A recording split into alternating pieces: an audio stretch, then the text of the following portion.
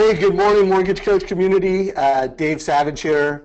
Welcome to our Tuesday morning coaching call. Every Tuesday morning, 9 o'clock Pacific. We're here to connect as a community and really rally around the concept that advice is the ultimate competitive advantage. When you see what the best mortgage lenders in America are saying, they really fit into two camps. You know, talking about how great the price is. I mean, go put in, I'm not going to call out any names, but, as a loan professional, go out and put in one of the top 10, top 20, some of the most successful lenders in your market, and what is their promise? They're promising great prices, and some of them are promising great advice. Now, when I see that advice piece, and I know they're a Mortgage Coach strategic partner, I'm like, yeah, that's right.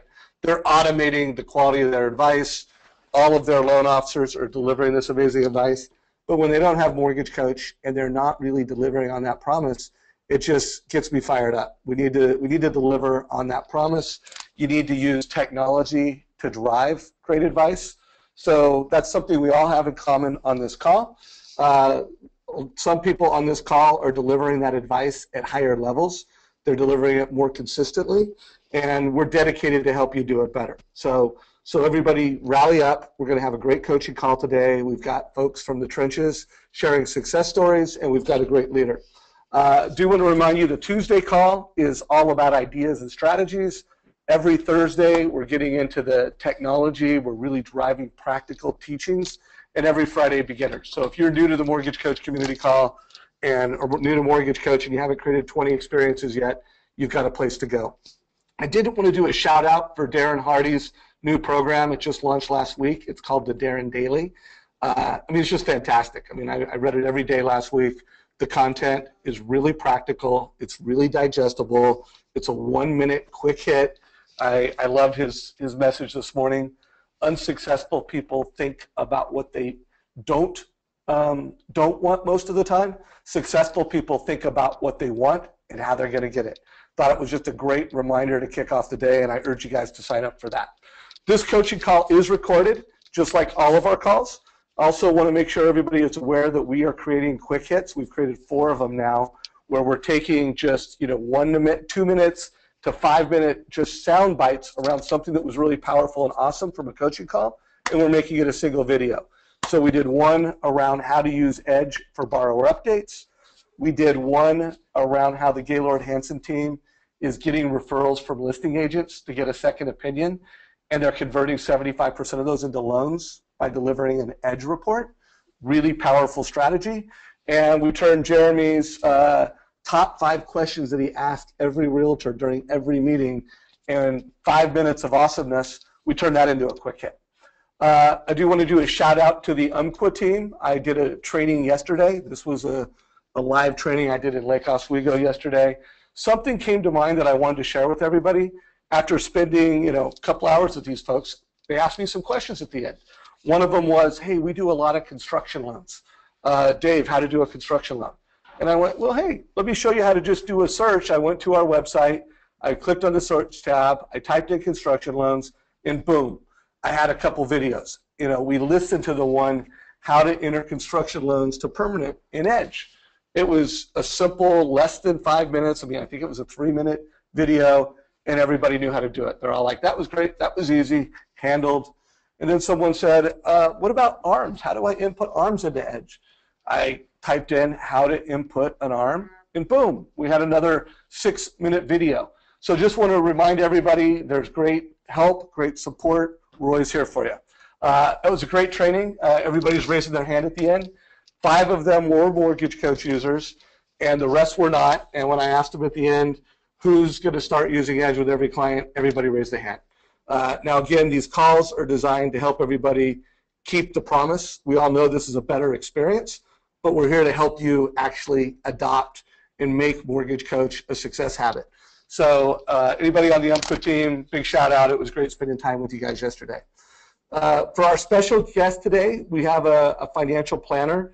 I've known of Garrett for a long, long time. I'm going to say, Garrett, did we meet back in 2005? How long have we known each other? It was probably around that time, 05, 06. It's been a while. Yeah, it was before the meltdown. And Garrett was is a financial planner, is a financial leader, and just has a tremendous message that I think can help mortgage professionals be more fiscally literate and be better advisors to their clients. Given that we're all here to really execute on the vision that we are mortgage experts, we are mortgage advisors, Garrett's here to add value. So Garrett, welcome, and I'll bring you in more formally in about 5 or 10 minutes. Sounds great, and glad to be here. Yeah, and by the way, Garrett, as I bring in some success stories from the trenches, if you want to add some color, feel free to jump in. Great. All right. So for our first success story, I did an on-site training with the home bank team in Northern California a few weeks ago, and I really connected with some great mortgage professionals. I connected with Joseph Sanchez and Ed Diaz, and it was the whole topic was we talked about a lot of things, but the topic I want to focus on today is how to bring Mortgage Coach Mobile into open houses. So Joseph, you are unmuted. If you could just share real quick how that's been working for you over the past couple of weeks and what you're doing. Yeah, thanks, Dave. Over the last 2 weeks, I've decided, not talk about it, but actually implement it. So I'm going on my 3rd week now with the technology, but what it's doing, it's giving me the ability to reach out and really grab these buyers' attention because, when they're first walking in, I might have been, the 5th open house, and I actually have, I'm something to talk about. And the other thing, that I noticed is that the less paper I give them, and that gives me the ability, to get their information. So I'm getting more emails. And, this week it created opportunity, not only for myself, but for the team. So it's pretty incredible. So I'm looking forward to really mastering it. And also what I'm seeing, too, is that, but the more videos I do, the more openings I'm getting. So that's also really, been helpful and insightful. But definitely it is a tool, that if you use it correctly, you can definitely, show value to not only to your real estate partner, but also client. And then the other thing that I'm looking at is how can I be at more open houses at one time is by now, coaching my realtors on how to do this as well. So it's been a very incredible journey, Dave. So thank you. Good. Well, you guys have a very aggressive weekend strategy. And so not only are they out hitting open houses as loan officers, but I hope that big takeaway was there is by sending an edge link, now you can teach and train your realtors so that when you're not there, they're still driving mortgage options. So we're going to get into that in more detail. Joseph, feel free to stay on the call, add some value as we go through this. Again, not only is Edge Mobile a great strategy to add value to open houses, it's a great strategy to capture leads. So let's bring in Mr. Dan Keller. Mr. Dan Keller, you've always had tons of value. Your Edge video is great. I'm going to do a debrief on that in a minute. But let's focus on the Edge Mobile for a minute. Tell everybody how you're using Edge Mobile and what you're doing out there in the market right now. Yeah, Dave, can you hear me okay? I can hear you, man.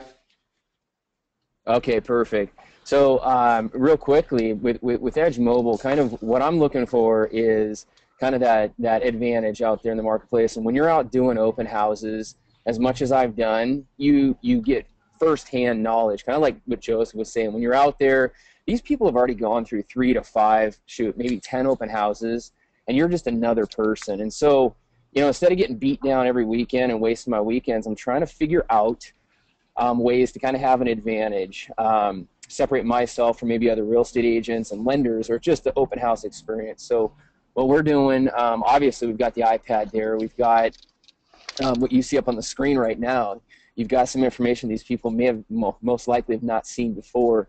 And then the conversations that I'm using, I'm really, and it's obviously depending upon the houses that we're hosting the open houses at, but I'm using PMI, both the upfront, the split, the monthly, as compared to FHA and other loan programs as a conversation starter. You know that there's, a half a dozen or more other options out there that don't require 20% down. And, what we're finding right now, just again, from getting out there and, hold on real quick, I've got a truck coming behind me. Don't worry about it, Dan. Let me add a few things.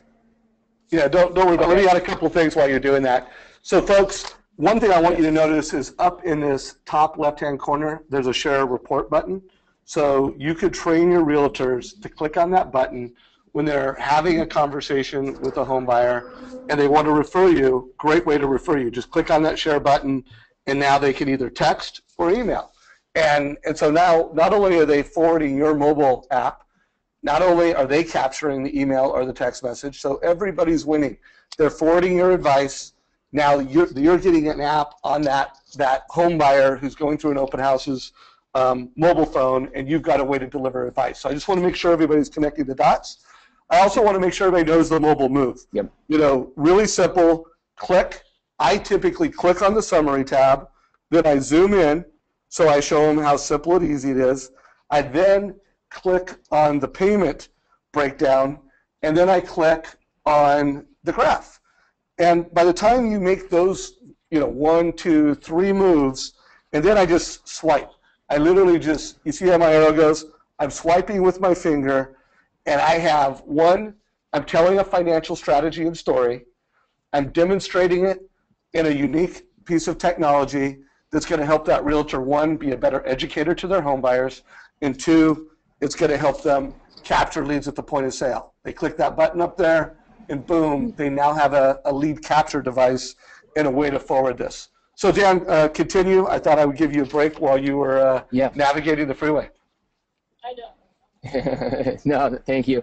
And so just try being out there and being at the open houses and just having that really, it's a real small window of opportunity with these people, these customers as they come in. And so being able to have something different that they haven't heard about or talk with another agent or lender about might be that little crack in the door that lets us in. And so and then we go to, once the presentation of those options, we've got flyers there, we've got the iPad there.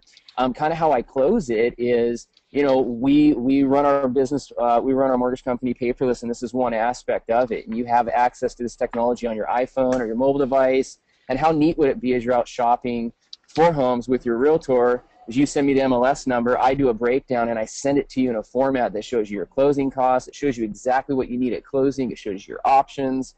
And a lot of times, what I'm finding, not a lot of times, what I'm finding lately is that's kind of the break that I've needed at open houses to kind of get that, that foot in the door, that next conversation for coffee or mortgage planning analysis. So that's kind of real quickly in a nutshell what I'm using. My open house strategy, it starts on Thursdays, Dave. I make my Thursday calls. I know if any of you guys have followed Todd Duncan, I make my Thursday calls to realtors on Thursday. Hey, are you working? Are you playing this weekend? Hey, I'm doing an open house, and that's where we put together the info. We deliver an open house kit on Friday, has some branded, some marketing stuff, and then I'm not having to physically work 4-hour open houses all weekend long. We're delivering this stuff on Friday, and then we're out there, like Joseph said. We're out at multiple open houses. We're just not actually there. Got it. Beautiful. And maybe we should do a call where we really break that down in more detail. I do want to do just a review of Dan's video. He said I could share with the community, so I am going to put it on our Facebook link. But here is what is awesome about Dan's video. He mentioned the agent, so we honored the agent and endorsed him. He said, Dan, you said the borrower's name several times. Borrowers like that.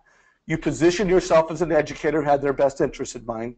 You actually demonstrated that you were an expert by the way you delivered a quick teaching. You wowed them with innovative technology that had obvious value to them. You showed them how much you care and how you're going to be great to communicate with during the purchase experience.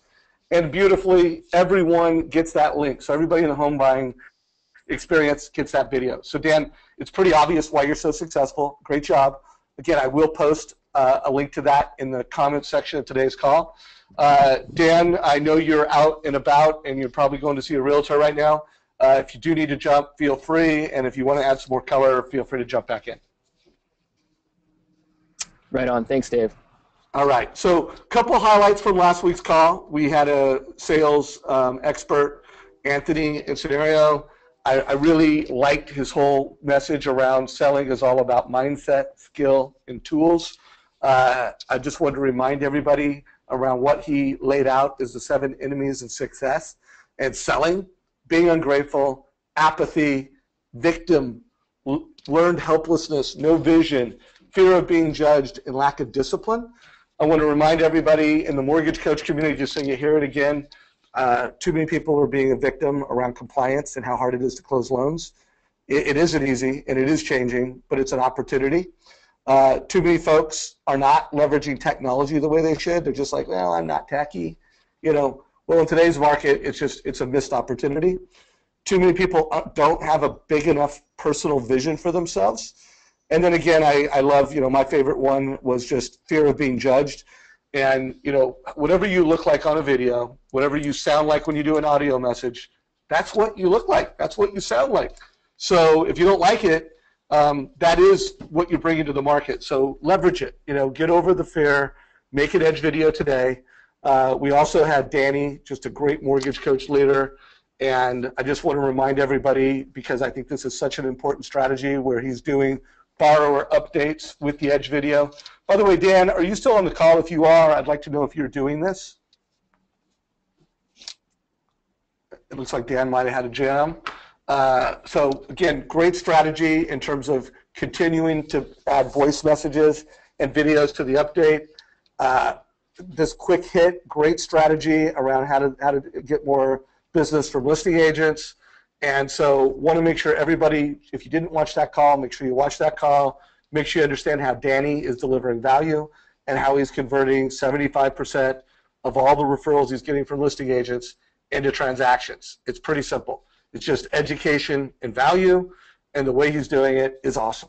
So let's move in and let's bring in our special guest today, Mr. Garrett Gunderson. Garrett, this is your first time being interviewed in the mortgage coach community. Before I give you the desktop and you share your desktop and walk us through some of your ideas, just tell us a little bit about your backstory, a little bit about your book, and let's just get to know you a little bit.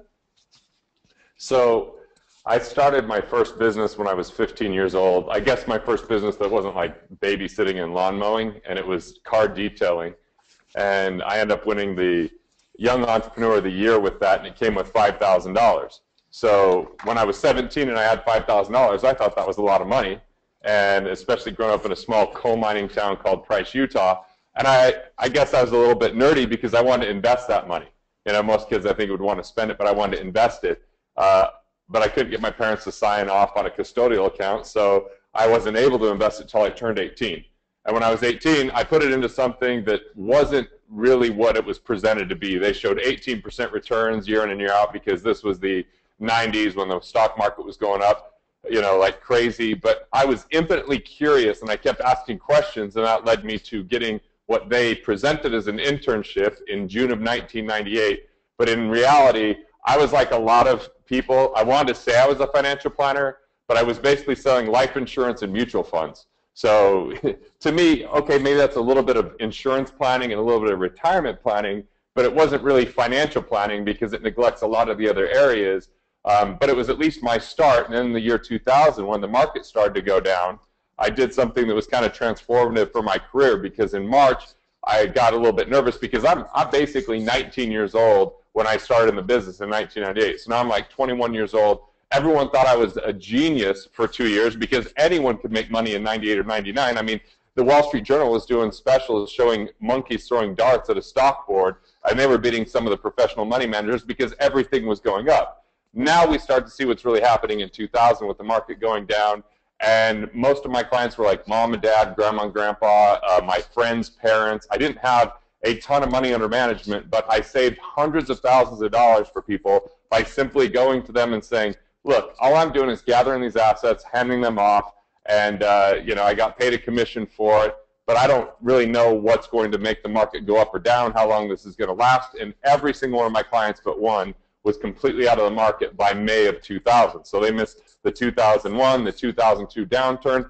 and it had me start asking better questions because I didn't want to face that again. I didn't want to go through that situation because it was painful, and I actually started working more on how could people be more efficient with their taxes and their flows of money and get better interest rates by preparing things properly. And then I became, I think a healthy skeptic with what was being taught and trained in the financial world, and that led me to write the book Killing Sacred Cows, because I felt like a lot of people were following faulty financial advice where, you know, people were very interested in people putting money into plans where they automatically put money into it. It was locked away for a very long time, but they weren't addressing the more important concerns like safety and stability right now because it wasn't commissionable, or intermediate strategies that had to do with the next few years because that took a little bit more thinking. And so Killing Sacred Cows was there to help people address and think for themselves when it came to the world of finance, rather than just take what everyone else was doing because everybody else was getting pretty poor results as far as most of the middle class. And it was different than what I saw when I was in my early 20s, when I got a shadow an advisor that worked with only Wall Street advisors. So he worked with like the VPs of some of these companies worth tens of millions of dollars, and they had less than 5% of their money in the stock market, yet they made 95% of their money telling others to buy things in the stock market. So that's where a lot of my background kind of came from, just to kind of be the beginning. Got it. So I just gave you, okay, I'll let you know when I see you're in presentation mode. So that kind of gives us a bit of your backstory of how you got started. I guess maybe tell a little bit about your practice now, and then I know you have some things that you think will be valuable to mortgage professionals and realtors to be better financial advisors and mortgage experts to homebuyers. So tell us a little bit about your practice now. So we work in all 50 states in Canada, and we're a comprehensive financial services firm, not because we have every component in-house, but we built a network that we've vetted, that they've applied for, that they get educated by us. So whether it's car insurance, homeowners, liability, disability, medical insurance, business owner policies, whether it's estate planning, corporate structures, taxes, investments, cash flow, credit score, interest rates, we're basically handling getting 100% of that organized for people, then secondarily making sure it's efficient.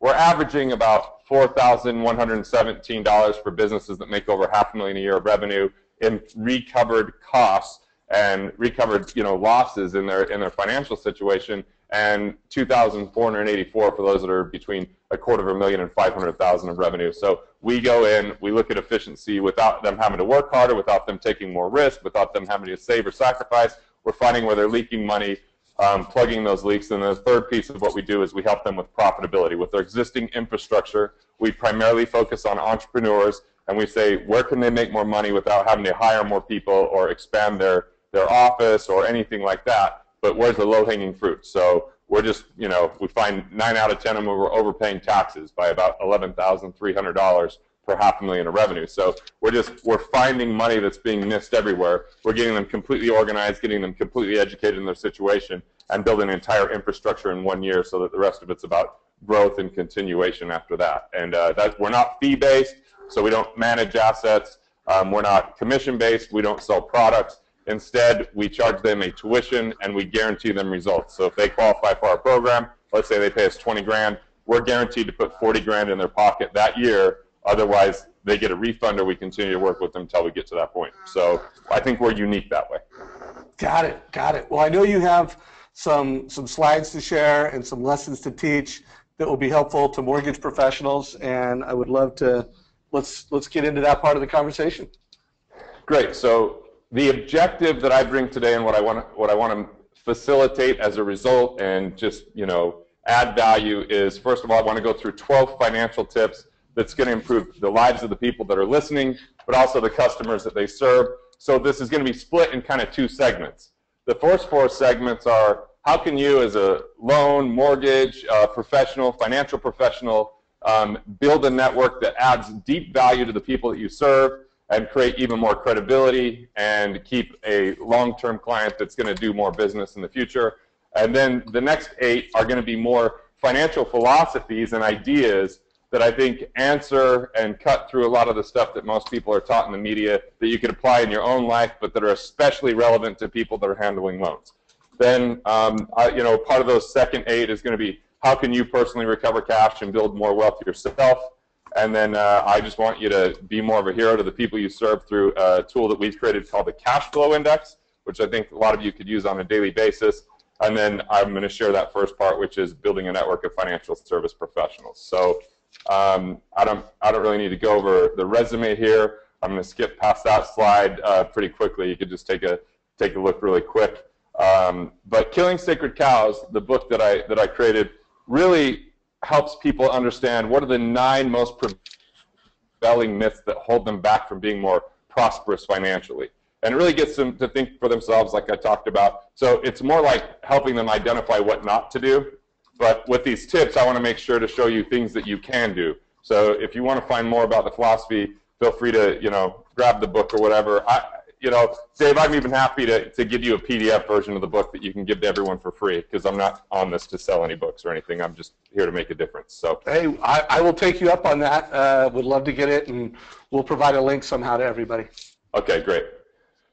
All right, so I'm going to start with what I did back in the year 2000. After I got everybody out of the market, I was like, okay, what am I going to do now that one of the major ways I make money is now removed, which I think a lot of people don't do the right things in the world because they're so addicted to an income that sometimes they can't take a step back and say, what's the best thing down the road? What's going to set me up for the best situation, the people that I serve? And so that was a difficult thing to do, but I decided to build a financial network because it was going to differentiate me from other financial planners that were really fragmented and couldn't offer full financial planning services. And I couldn't be an expert in all those areas. I mean, I don't enjoy taxes. I especially don't want to keep up with the tax code changes all the time. I didn't want to become a CPA. I didn't want to go get my JD and be an attorney because I've been through an 8-hour continuing education course for estate planning, and it may have been the most painful 8 hours of my life. I mean, it was just absolutely gruelingly painful, yet there's nerds that love that kind of stuff. So I'm glad there's someone else that can do that. And I think I approached this a little bit differently because I didn't look at it initially like, what can they do for me? I looked at it like, hey, if I'm going to go get the very best people in my life, I'm going to seek them out for my own finances. So whether you're listening now and you're a multimillionaire or you just plan on being more successful in the future, look at your own life and say, what people do you need on your financial team to have everything handled? Because when I was 20 and I set up my first corporation, the accountant that I went and talked to, this CPA had a certain idea, which was different than the attorney that actually drafted the documents. So one wanted me to be an LLC, the other wanted me to be an S Corp. So I ended up having confusion for like 6 years explaining to the IRS why I had 2 companies that were named almost identical. And, there was just problems because my network wasn't aligned. And when I was 22, I really saw a huge deal because I got to walk into a family services firm. And this family services firm was in New York City. You had to be worth $50 million to actually be a client of this place. But when I walked in, I was just shadowing a financial person that was presenting something for a major client. And around the table were like attorneys and accountants and people that had a fiduciary responsibility. It was like a table of every financial person that would need to be involved in a major transaction. And I thought, you know what, the rest of the world needs that because, yeah, the wealthy get extraordinarily good financial advice for the most part, but the middle class and the upper middle class, or what I would call the working wealthy, a lot of times get pretty poor advice. As a matter of fact, most of their financial advice comes from one of 2 segments. They go and watch someone like Susie Orman say, don't spend money, cut back, it's bad to enjoy life, or maybe Dave Ramsey as well would be on that same segment.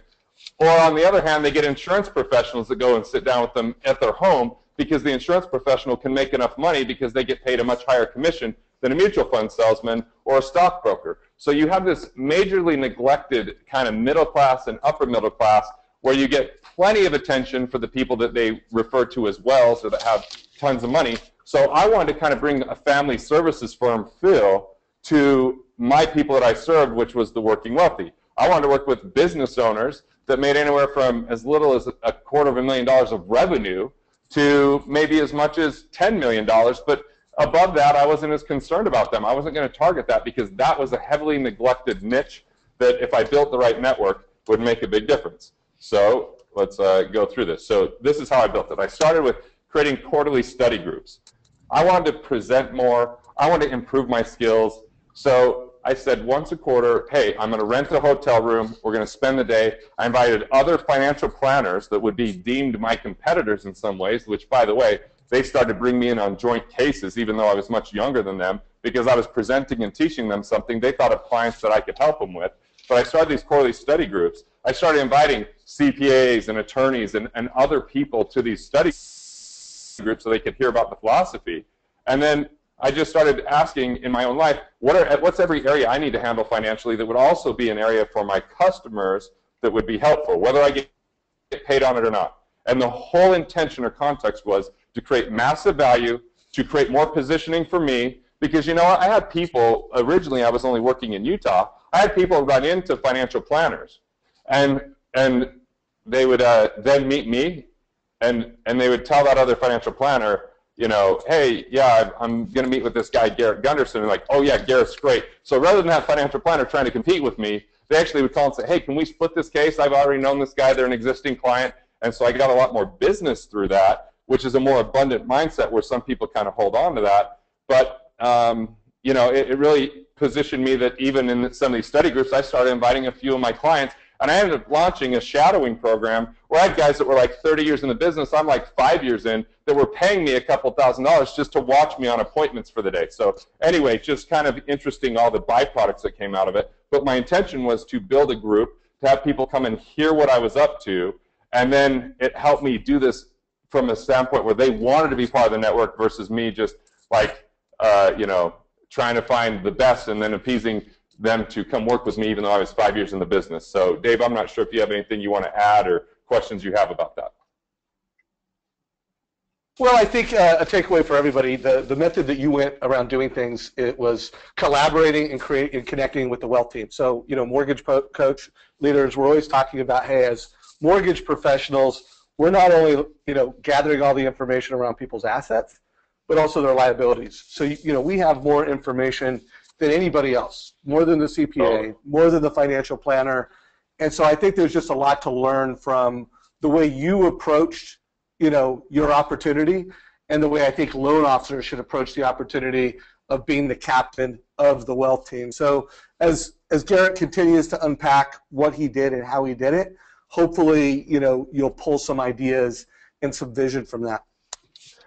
We just had a client the other day ask us, why are you requesting my driver's license as part of your initial documents that you're collecting? Because we literally collect everything that a mortgage person would want, because we know someone's highly likely to refinance, restructure a loan, go do something when we help them improve their cash flow, when we help them improve their credit score. So, I mean, we're collecting all that up front before we're even willing to have our first conversation with them. They have to get all that stuff to us. So, I mean, they've been through our sales process, but they don't talk to their coaches until they go through that.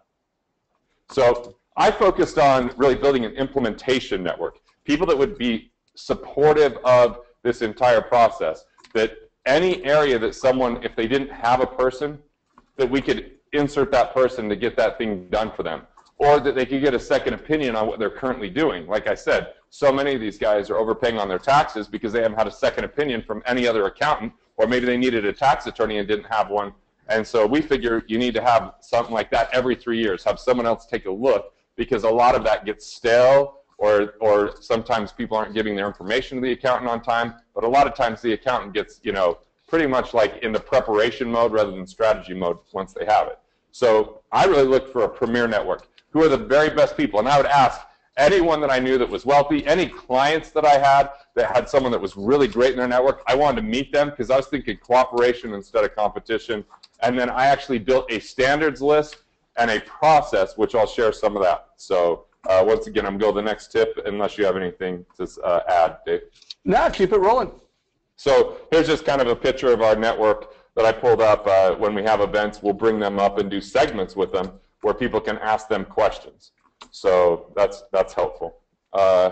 So we have attorneys, accountants, insurance professionals, cash flow specialists, registered investment advisors that communicate with each other so they're on the same page, that go through our training so they know what we teach and they can be consistent with it, and that we have kicked people out of the network for not completely complying with this, meaning we had a disability insurance guy that actually was raising money for investments. We want a disability insurance guy that's the best in the world at disability insurance, not distracted with something else. So we ousted him, and we made it vocal so that our people that we serve understood that we're looking for the best all the time, and we have certain standards with that. So the third tip is, look, I look at myself with this network. There are some pretty brilliant people, but I claim my authority as the catalyst behind this.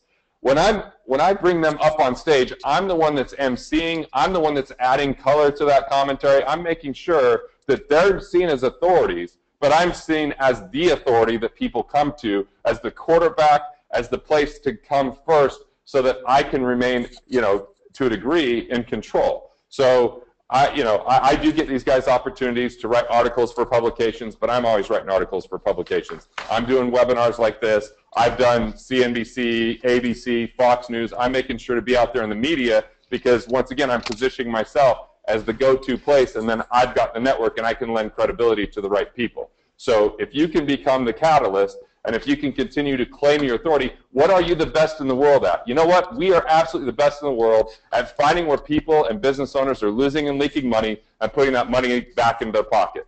We're the best at helping people determine their investor DNA, so they're not just throwing their money to whatever investment comes along, but they know what to say no to and they know how to manage the risk. And when I'm on the media stuff, people introduce me that way. So, that's just one of the ways that you can continue to build a better network and that you can continue to be seen as the go-to person. So I did this thing called the Curriculum for Wealth with my network. So I went through and I interviewed every one of those experts. We did 12 videos. I had someone interview me for one, and then I interviewed these guys on the other 11. So now I'm creating a depth of education. It's a professionally produced thing, and each interview can kind of go into depth. And when I interviewed them, I wanted the people to know, what do you need to know? Why do you need an attorney? What does it mean? What happens when you improve your credit? What are some basic things that you could do? So once again, I'm positioning as I'm the MC, I'm the interviewer, but I'm also putting these guys on camera, so it elevates what they do. I kind of look at it like, if you grew up your entire life with Denzel Washington, and then you go hang out with him, it's no big deal. But if you watched him on the screen your whole life, and then you meet him in person, it's a much bigger deal. I've been on plenty of video things, and then I show up to speak at someone's event, and people are like, are already in such a position of authority because they know a little bit about me. They saw me on screen, so they think I'm a bigger deal than I actually am, because that's just kind of how it works. But once again, what can you do to claim your authority, and then what can you do to elevate the people you attract and put into your network based upon your degree and level of who you are, your exposure, and that authority? Anything from you, Dave? I mean, other than I think we've highlighted a lot of great loan officers that have become local authorities, and so I mean, there's no doubt it's a fantastic strategy. I urge everybody to connect with Garrett online, really monitor and track what he's doing and how he's doing it, because he's just done a fantastic job of it. So I just endorse the strategy wholeheartedly. I have an orthodontist that's a client. I usually, in my business, I don't get to share a lot of case studies, but it's nice when they go on camera and then they're like, please use my name, please talk about this. But he's an orthodontist in Arkansas, where I told him, you really should claim your authority. And he's like, what does that mean? I was like, what do you stand for? And he's like, I stand for access to care. He's like, in Arkansas, and I mean, we've heard the jokes, about Arkansas. He's like, we invented the toothbrush, otherwise it would have been called the teeth brush, is what he would always say. So there's kind of like this, there's these areas that don't have access to orthodontists or dentists. And so as he claimed the authority in providing access, then he started doing local media, and he recently got on the Independence on Fox by saying, here's how we're going to improve the health of people, and through dental care and through orthodontics and all this kind of stuff. And so now he's gotten like 4 times the traffic into his office without having to pay for advertising, because here's a strategy that I use. The first time I got on ABC News, all I did was say, what are 5 or 6 things that I teach that no one else is teaching out there? And I wrote a short article on it. I submitted it to a few places, and ABC picked it up and had me on. That led to getting on to Fox News, which then led to 12 more segments on ABC and getting on CNBC. So it's not like you have to go hire a PR firm. You just have to think about who your audience is and deliver a message that will immediately connect with them, and it's different than what everybody else is hearing at the time. So just a little bit of a bonus there. Now I'm going to move into kind of the financial strategies and thought processes around cash flow primarily, and how loans impact that cash flow, and kind of how I think about things. Because a lot of times if you listen to the financial pundits, they have kind of their opinion. 15-year mortgage is the best. No, 30 years is the best. No, interest only is the best. No, whatever it is. Pay extra, go bi-weekly. A lot of that's based upon opinion, or based upon emotion, not based upon method, not based upon the individual situation. So I'm going to kind of go through some of those ideas right now. So I want to make sure that people improve their cash flow first. In the world of finance, like I said, so many people are worried about retirement, but that for some people is 30 years away. What about safety, stability, security, efficiency, all that kind of stuff now? I mean, we hear all the time the advice, live within your means. It's preached all the time in the world of finance. Most people hear that and think they should cut back and reduce. That's their typical thing, which means budget, which means no fun, which all this kind of stuff. So I look at living within your means as good advice, but I look at it 2 different ways. First of all, being more efficient within your means. How do you boost your bottom line without having to sacrifice? That's efficiency. Then the next thing is productivity. How can people be more productive? You're part of Mortgage Coach because you want to be more productive in what you do. That's an investment in yourself that even though you're writing a check and that might show up as an expense, it's actually an investment for those people that use it where you're going to have exponential growth because of all the tools, because of all the strategies, because of all the people that you connect with. I mean, that's an easy thing for someone that's intelligent to see. But unfortunately, in the world of finance, they just say cut out expenses because that's what's going to improve, your cash flow. I think that a lot of people cut out the wrong expenses, and therefore they stay stuck because they stop investing in themselves. All right. So as far as method versus objective, I don't like to persuade people whether they want to pay off a loan or not. I don't like to tell them it's good or bad to have a loan or not. I like to ask them, what's their overall objective? Why is that objective important to them? How is that objective going to impact them? Is that their own objective or something that they learned from their parents? I just want to dig a little bit deeper to find out, why do they want to do what they want to do? And if that's pay something off early, then great. If that's not a big deal, then that's fine too. It's the individual that's the asset. So the strategy needs to depend on the individual. So I look at people who collapse the method and the objective. Someone says, I want to pay this loan off faster, so we immediately shorten the loan. But that might not pay it off faster because it actually might put them at risk because they don't have enough savings and liquidity, and that might really hurt them because now they have a higher payment. It puts them into more stress, and now if they have more equity and they can't make a payment, maybe it's more likely that they fall into a situation where they get foreclosed on. So the method is maybe how is it going to help them to do it? What are the different ways they can reach that objective? It could be paying it off early once they built up enough savings. It could be paying off other loans first because it's going to improve their life more. But I hate when people collapse the method and the objective. Let people choose and own their objective, but they need to understand the different methods to get there and which way is going to be the most efficient with the least risk. And I think that's a personal matter based upon other components of their finance. And Dave already mentioned, you guys have more information on their liabilities than about anyone else out there. So it is more dynamic than just saying, oh, this is the strategy all the time, because you got to look at their existing situation. So I think a lot of people, though, just use a shotgun approach unless advised otherwise. They're emotional about their home mortgage, so they pay extra on that. They don't like a student loan, so anytime there's extra money, they throw some money there. Credit card, oh yeah, there's extra money when that bill came due. They don't focus enough, and so I'm going to get into what to do to focus, but I think a shotgun approach is one of the worst ways to do anything with loan payoff, and that we need to make sure not to collapse the method and the objective, because that's where people are going to lose and leak money. So I'll pause for just a second for any commentary from you, Dave. No, I think you just made a great point. It's all about tailoring. There's no one best strategy. It's important to understand the client's goals. It's important to understand their mindset, their beliefs, and their attitude. And then it's important for you as a mortgage professional to help them make an informed decision that's right for them, not to sell them specific strategies or beliefs that you have, but to help understand their beliefs, their goals, and then to help them make that informed decision. So that was what I took away from that. And I'll add some more. I'll kind of build on this as we go to the next slides. So the fifth thing that I'm looking at is people always pay interest, whether we pay cash for something or whether we finance it. We pay interest when we pay cash because we forfeit the right to earn on those dollars we pay cash. That's a hidden thing for most people. They don't realize that there's an opportunity cost or a cost of money. And some people, like I said, people put themselves at risk to pay off loans all too often, when most of the time they don't ever get to pay many of these loans off because something changes in their life.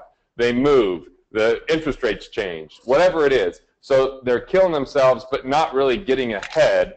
And if they could just realize if they pay cash, they're going to lose the right to earn interest. If they borrow, they're going to pay interest. Either way, there's an interest cost. So the people you're working with, what is their cost of money? What is a safe, what is a predictable rate of return that they could earn? Some people were up in the night in the 90s and they thought, oh, well, I could, I just could go leverage. I could pull all the equity out of my home. I can just throw that into the mutual fund and I'm going to earn 20% there. And mortgages are only 7%. So I'm going to kill it. But then the market goes down. That's not what cost of money is. We have to look at something more predictable than that, something that has at least a degree of safety or a level of guarantee to it or predictability. Here's a great one. If we know that they could get cash and pay off a 29% interest rate on a credit card because of financing they're doing somewhere else, that's a 29% guaranteed return. That's good, right? But if it's throwing it into a speculative investment, hey, they might be better off just putting that towards their mortgage versus putting it out into something on the side. So I'm sure you guys have seen plenty of that, but just the frame of it is, what is their cost of money?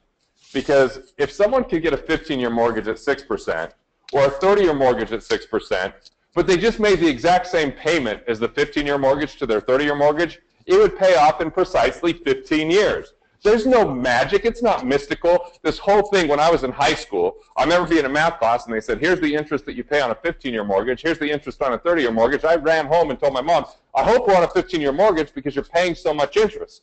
If you go to a 30, she goes, no, of course we're on a 15-year. But then I started learning about economics. Then I started learning about opportunity costs. And you know what? For a business owner, it might make sense to be at a 30-year mortgage and just pay a little bit into a savings account, or even if they pay directly to that so they have some flexibility, because you just don't know when cash flow things are going to come along. And I just think it's interesting, the banks usually charge less for a shorter term mortgage because, of course, they can sell that for more on the secondary market because they're buying cash flow. And so anyway, what is your customer's cost of money? That's going to be one of the things that obviously indicate what type of loan they should do. And hey, Garrett. Yeah. Yeah. And so I thought your scripting around that was really solid. Everyone's going to pay interest. It's just a question of how you're going to do it. We have a lot of members that are in marketplaces where, cash versus mortgage is a conversation. And we have highlighted that on a number of coaching calls, how to have the mortgage versus cash conversation, which, by the way, might make a great quick hit video where we've done mortgage coach scenarios around that. If you're on a market where you're having the cash versus mortgage conversation, first of all, write down that scripting. I thought that was really solid. Go back and listen to the call again.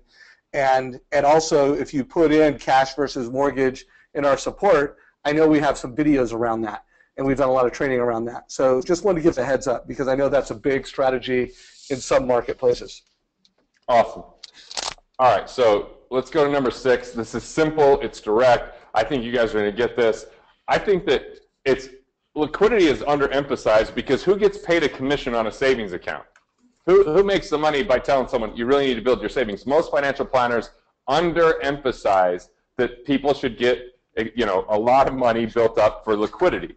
Not just because it's a rainy day fund, but obviously seasoned money is going to be helpful in getting a loan, which could improve their interest rate. But then when we also look at, they could increase their deductibles on every insurance policy they have, whether it's car insurance, homeowners insurance, disability insurance, and pay less premium if they have enough liquidity to handle the small stuff on their own. If they don't have enough liquidity, they might have to go with smaller deductibles, which increases their costs. So there's an external return, or there's an external cost savings by having savings accounts, right? Even though they might be earning less than 0.5%, just the fact that it might provide peace of mind for the individual, just for the fact that it might be a way for them to move quickly because they have cash, or they get the better interest rates, or whatever it is, right? Better insurance rates. That's why I think it's important, and I even think it's important to get 1 month of expenses in cash or silver and gold on hand in a safe. That obviously doesn't help loan officers. It's just good advice for people because, hey, what if someone has an identity theft issue? What if there's a catastrophe like Katrina was and the banks are closed for a little while? And I just think it's important for people to have some of those things close by and liquid. So number 7, I'm not going to spend a ton of time on this. You guys get this. I mean, credit scores impacting people's insurance rates. It's every interest rate they have.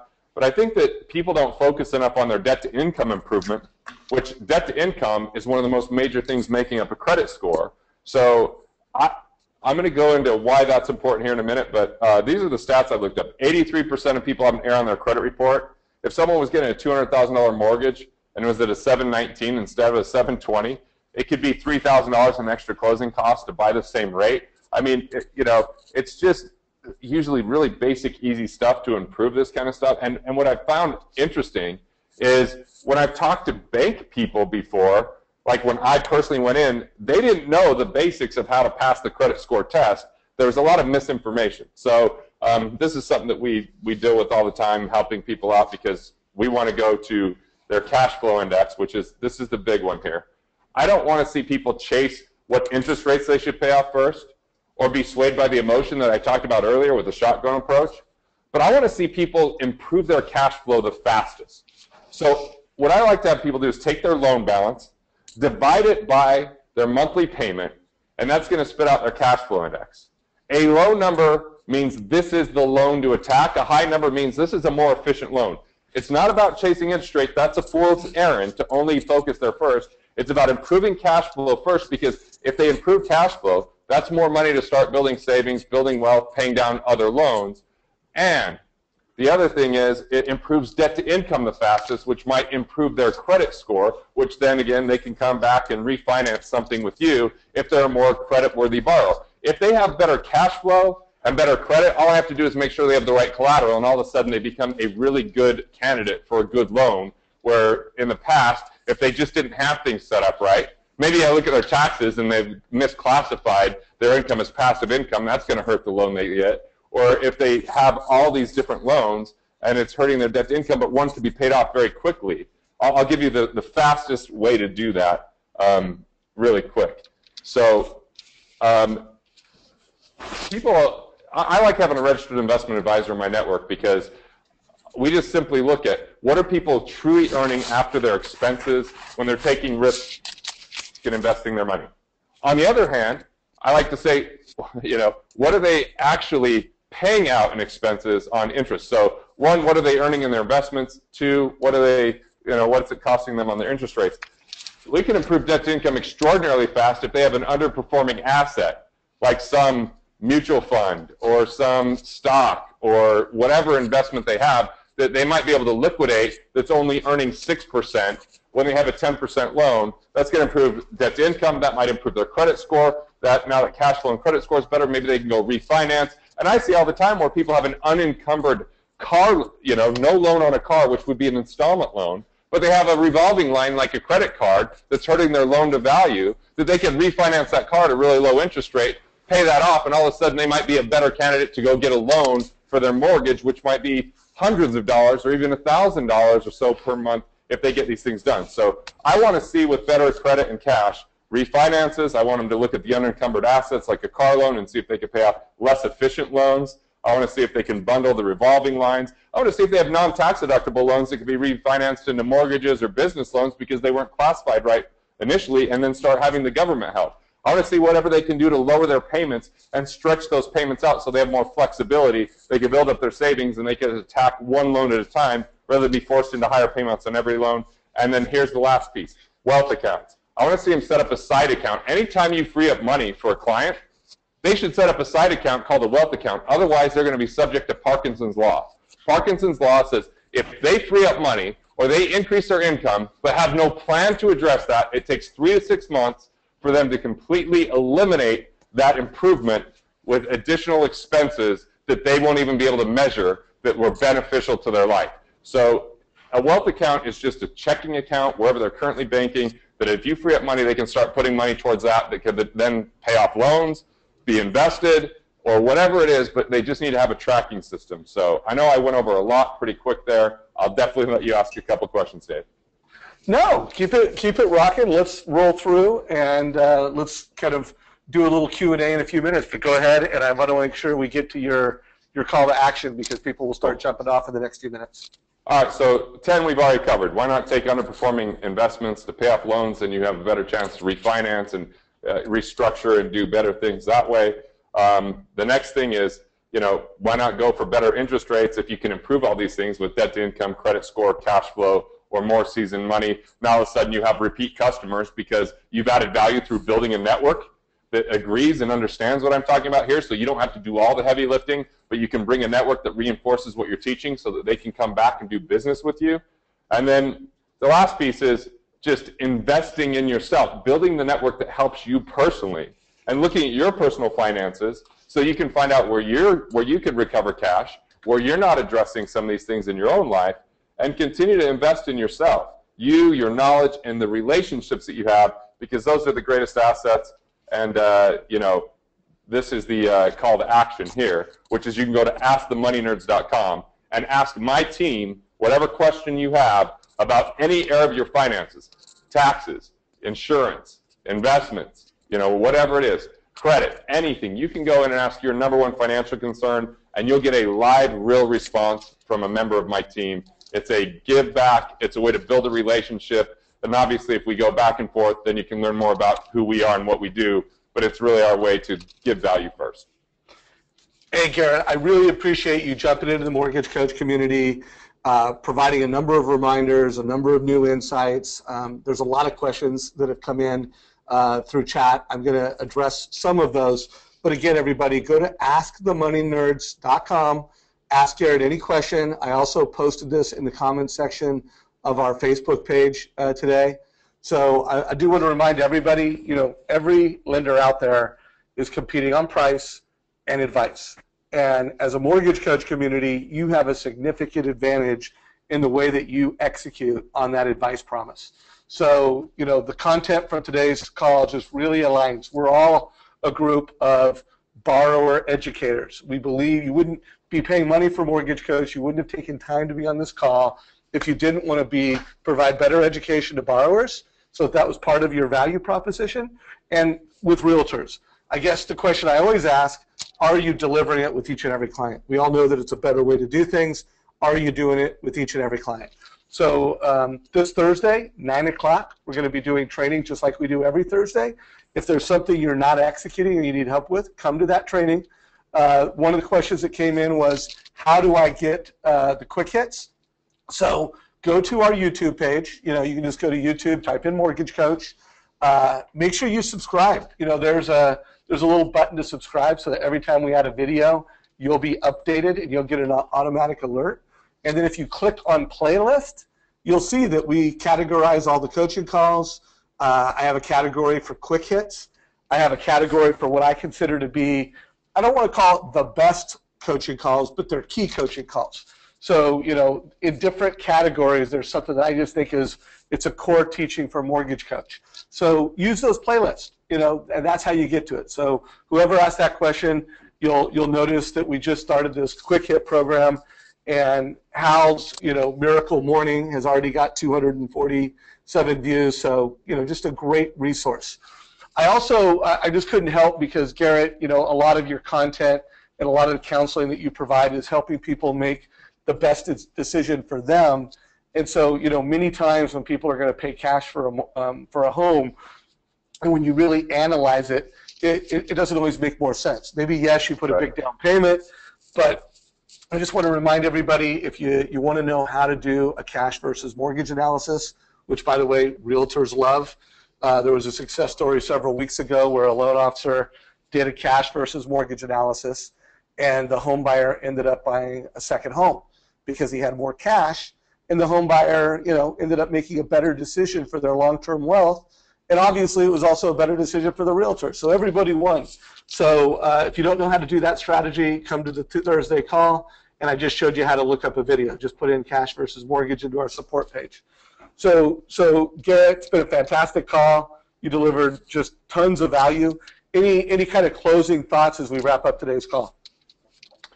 I mean, you know, I went through kind of some of the key things, key issues, things that I thought would apply to the group. But for people to look at their own situation and be able to go out and ask with Ask the Money Nerds, I mean, it's confidential. It's like, if you have great finances yourself, if you get rid of those financial concerns, you'll be better at what you do. So take advantage of askthemoneynerds.com.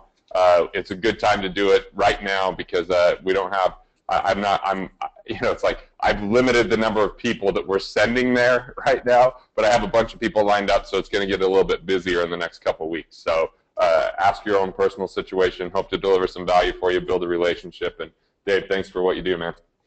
Right on. Well, appreciate you being on the call. I want to close the call with that great reminder from Darren. Unsuccessful people think about what they don't have most of the time. Successful people think about what they want and how they're going to get it. So have a great mindset. Have a fantastic week. Make sure you connect with the mortgage industry's best at our Facebook page. Connect with us at YouTube and also LinkedIn. Have a fantastic week, everybody. We'll see everybody next week. And Garrett, once again, thank you for being here. And I'm so glad that Roberto Monaco reconnected us a month or two ago. Yeah, me too, man, for sure. All right, man. Look forward to our next conversation, brother. Take care.